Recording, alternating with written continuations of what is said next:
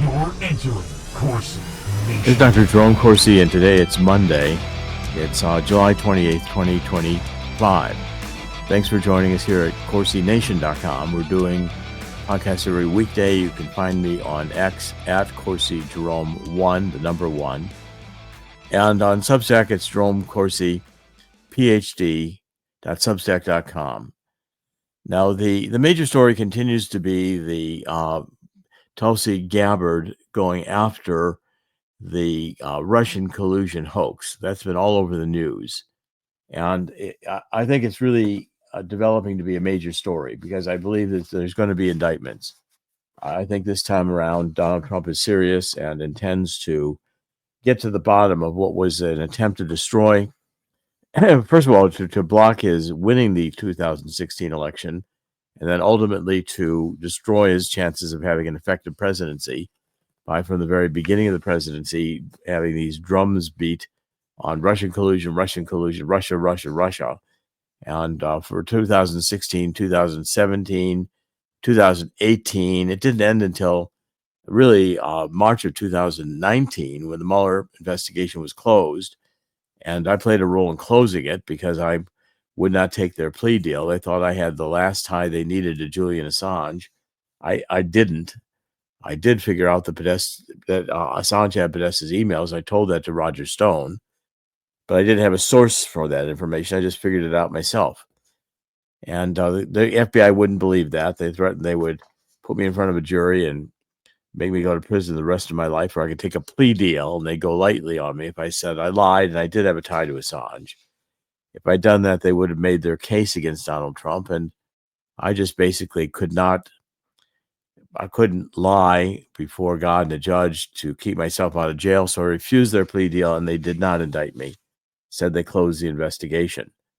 But I think the critical thing that's coming out is the Justice Department has organized a strike force to assess the evidence which was produced by the Director of National Intelligence. This has to do with a intelligence community assessment that was Russia who stole the Democratic Party's emails for the DNC computer. Not Seth Rich, but it was Russia.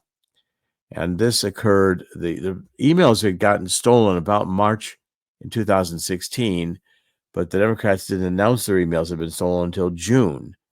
And then by that time, they had CrowdStrike, which was a Democrat-affiliated cybersecurity company, ready to announce that they had analyzed the computer and they were confident it was Russia because of the metadata in the steal, which was Cozy Bear and Fuzzy Bear, and it was all fabricated, all a lie.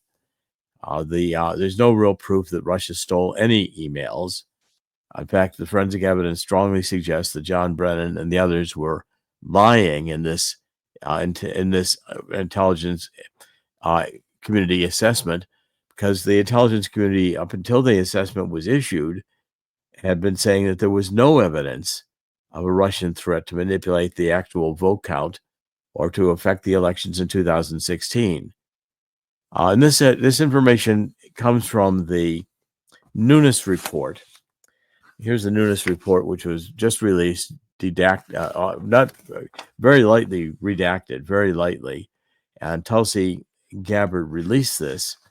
The report was done on September 18th, 2020. And the Nunes report made it clear that the Director of National Intelligence, Clapper, pulled together this intelligence report with Brennan and with the other intelligence agencies to say Russia stole the emails, but they had no evidence for it. In fact, the evidence was quite the contrary. The evidence was that Russia wanted Hillary to win, and Russia planned to drop their intelligence on Hillary after the election in order to compromise her presidency.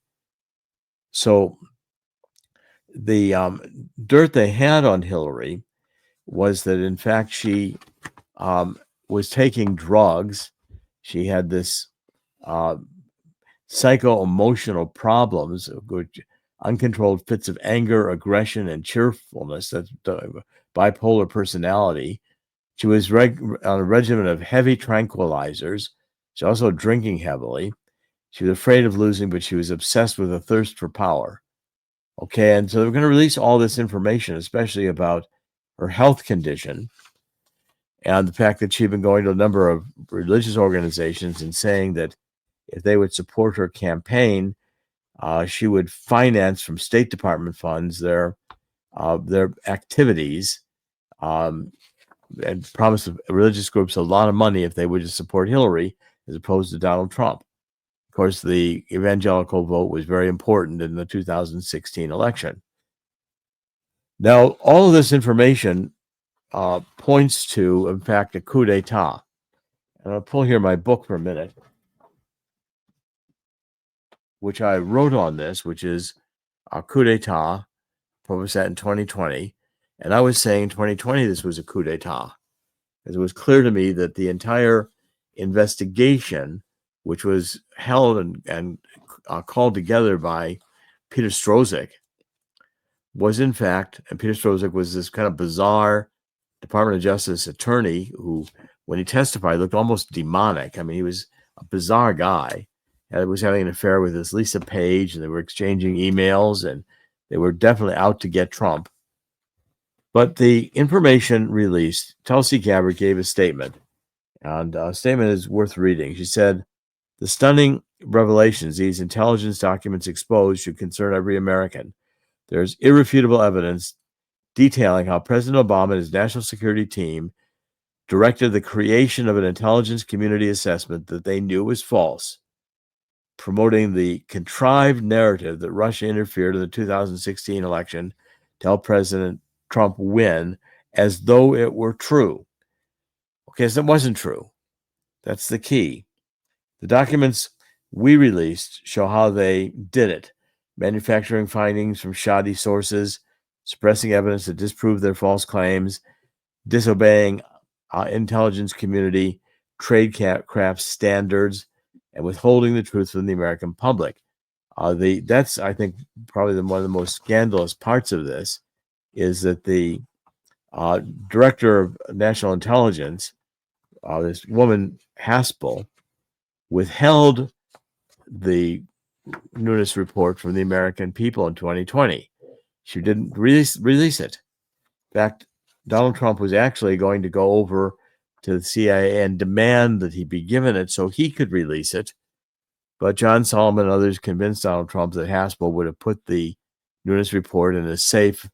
She wouldn't be able to find it or get it, and she would refuse to release it. She refused to release it because it made it clear that the Democrats were lying. Now, the impact of this is that the Democratic Party today, I think, is at the lowest level it's ever been. Not only because it's insane, we had going through the global crisis, the climate change, global warming, all this nonsense from the left, and all the wind and solar. We've been having all that for years now. And in fact, it makes it very clear that there is no global warming caused by the burning of hydrocarbon fuels. Then we have all this gender dystopia. I've written 2 books on it. I've written the book on Truth About Energy, Global Warming, and Climate Change. It did very well. It was highly reviewed. I did a book called The Truth About Neo-Marxism, Cultural Maoism, and Anarchy. And it too did very well. And pointing out that the American people are just tired of having their children having sex changes. So the Democratic Party, there's an article today on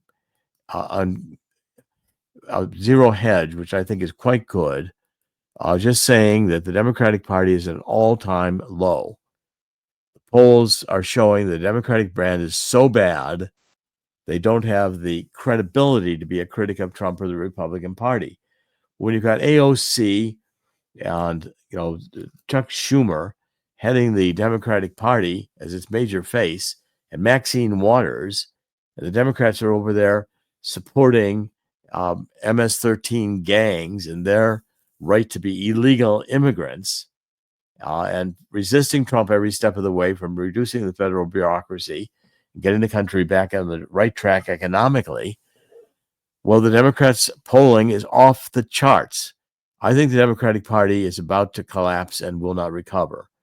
And Chris, I want you to get some comments on this because I want to play a clip here from Meet the Press over the weekend, because I think the Democratic Party is now at the point where I don't think it's a viable political party any longer. I think they're going to lose maybe a third of all their seats in the House and Senate in the 2026 elections, provided we have fair elections.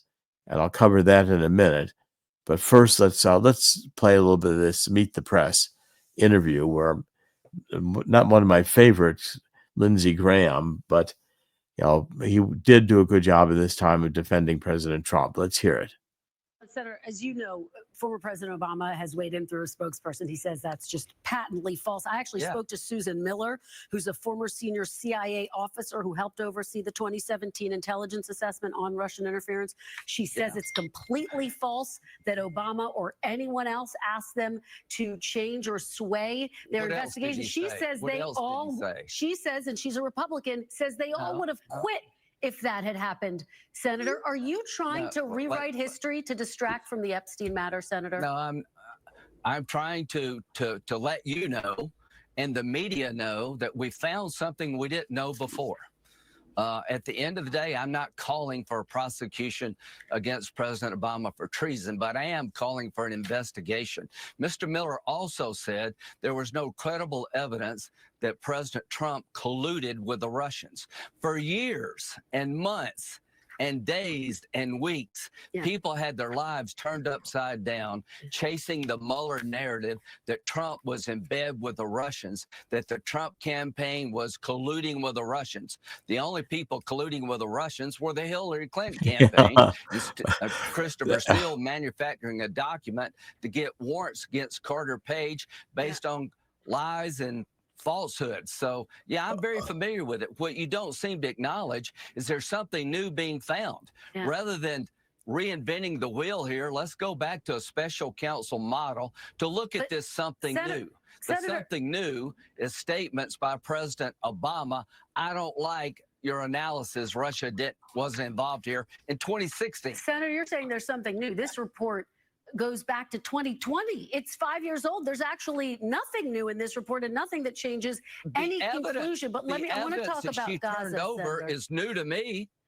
Senator, it's new to me. Okay, stop it right there. What's new is that we've only had a redacted version of this, very heavily redacted, if at all. I mean, I'm not even sure that was released. But the report itself was kept by the CIA in a safe and never released to the public. Here it is, 2025, and we're just getting to read the report right now.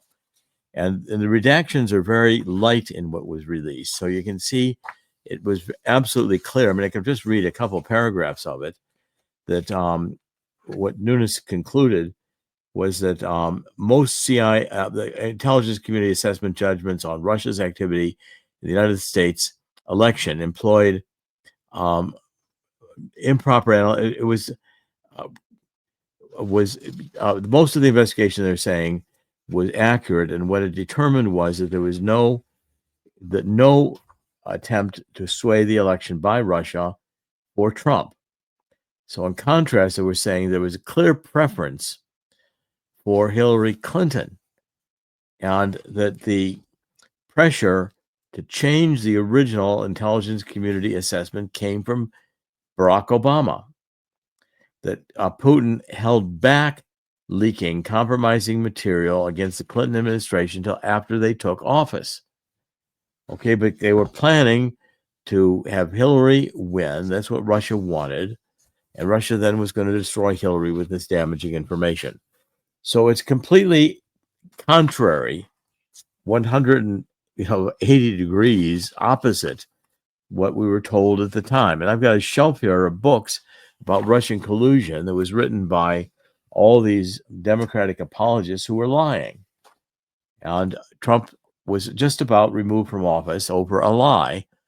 And I played a major role in this, and I know firsthand what went on. Okay, I want to switch now to a couple of other topics that are equally important. I want to show God's Five Stones. And I've begun showing in gods5stones.com, we have the work of Andrew Paquette. And he is the Dr. Paquette found these algorithms in the State Board of Election computers that permit the creation of millions of false records that can be used in mail-in ballot schemes. Now, I've reported on this consistently, and Chris will show the homepage of God's Five Stones, and we're starting to do some major mailings to raise additional money on this, because we now have circulated about a 17-page document that shows how the election rules are going to be changed once President Trump issues a new executive order, which we anticipate could be sometime in September. This new executive order will demand that we go to a system where we have first of all, the existing voter rolls of all the states have to be thrown out because they're riddled with and filled with these false records. And mail-in ballot as a general mail-in ballot has to be discontinued. We can have absentee ballots if we return to the tightly controlled system. We also have to have proof of citizenship, and we have to go to paper and get rid of the computers. Now, President Trump's going to issue this on a executive order that's going to be done from the standard of the president's Article 2 powers as commander-in-chief, which means it's going to be very, very difficult. The courts, I don't think, are going to have anything to say about it. And that information has already been released that China interfered with the computers in the 2020 election in an attempt to change the election results. So Donald Trump can say we're under foreign attack, and as president of the United States, under Article 2, commander-in-chief powers, he's ordering this is how the election is going to have to be held. And that standard of federal elections is held by the courts, that even in the presidential election, there could be federal rules that have to be respected by the states. So the states aren't going to be able to do all the belly aching they want to do, but eventually states that refuse to go to the new system could be committing criminal offenses, or can be treason if they're assisting an enemy who has the ability to penetrate our computers. What we're doing, and God's Five Stone, is different from what Mike Lindell and all the others did. We're showing, and Paquette has shown, that these millions of records that are false exist in the state databases. So state databases are completely corrupted beyond repair. We're not having to say that this election was overturned or this election should be overturned. We're just showing that the databases themselves are inherently criminal, because according to the Help America Vote Act in 2002, a person can have only one voter ID. And these systems are reliant upon creating duplicate records. They're slightly modified, and in the modification, they create a new voter ID for the 4 Jerome Corsis that are on the voting list as voters. But instead of Jerome R. Corsi, which is me, they have different middle initials. That's how they get to be distinct voters. The computers recognize them as different because the identification of information is different. And that's the beginning of the cheating scheme. We got on this website a lot of videos, and I'm telling you that this executive order is coming. We're raising additional money to make sure that we can publicize it at the time, and we can support President Trump in the effort to make sure we do not have cheating going on in the 2026 election, which the Democrats almost certainly would try to steal if these algorithms were still there. Okay, so I want you to please review God's Five Stones. If you can, donate to it, because we are going into another round here, and it will get serious after the August recess. A couple of other stories I want to cover over the weekend. One is that Trump did intervene in this dispute, actually shooting between Cambodia and Thailand, and he also intervened in a couple of other disputes that were not very well followed. And I want Chris to come on and talk about this, because in previous administrations, when there have been war or threats of war in Africa or in Asia, most administrations just ignored it. Certainly Obama did very little.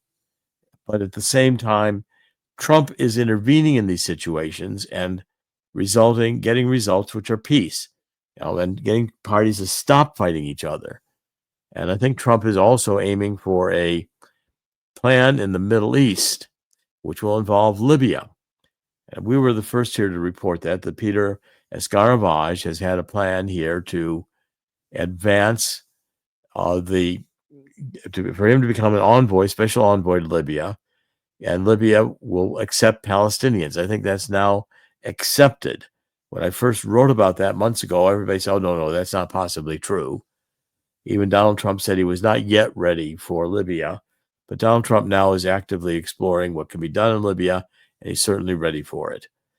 Chris, you want to comment on Trump's effectiveness on international politics as opposed to some of the other presidents we've had recently? Well, think about it this way. Most presidents want to secure a legacy. They want to make sure they're the guy that handled this kind of dispute, or they want to reach for the headlines. A perfect example, of course, is you see presidents trying to intervene in major wars or well-covered wars like what you see with Ukraine and Russia. But remember back in the day, there was a lot of international issues happening, and the president was getting involved, but nobody. Some journalists would point out, well, what about Liberia? You're going to help out Liberia. There's a civil war there. There were also issues in Ivory Coast and Sierra Leone over the last couple decades. None of that. Presidents in America want to intervene if there's maybe oil interest, there's mineral interest, that sort of thing. But when it comes to regular countries' disputes, it doesn't matter. Or let's say countries that don't hit or countries that aren't sexy enough to hit the mainstream media's radar.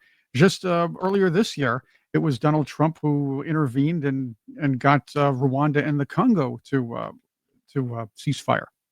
That was barely covered, if anything, and I believe he was even nominated for a Nobel Peace Prize for that. Right now, Thailand and Cambodia, not in the headlines. Nobody even talked about this. He's in there. I understand there might be American business interests could be involved, but the fact is, there are villagers. There are people who just can't afford to move that are caught in the crossfire of all these things. And barely any major leader in the West lifts its finger to help out those nations. But darn, all that money is going to Ukraine because Ukraine is in the headlines and it's the sexy story. Well, Russia is about to take another major strategic city in Ukraine, and Ukraine's army is just basically falling apart. And I think if President Trump quit funding Zelensky, that war would end very quickly. I've been encouraging Russia to start talking about a ceasefire to give Trump a chance to have a win in which he could then say, I'm not funding Zelensky anymore. Now, Trump just returned from Europe. He was over in Europe, stopping in the UK, and the UK now is going through massive censorship. Say anything in social media in the UK that they don't like, will be put in prison.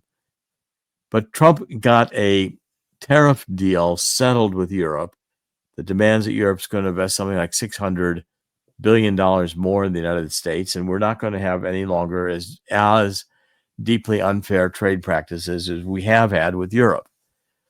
Now, Europe is really in a debt downward spiral, where the overwhelming debt of the European Union countries is going to, I believe, cause an international crisis in the near future. It's coming.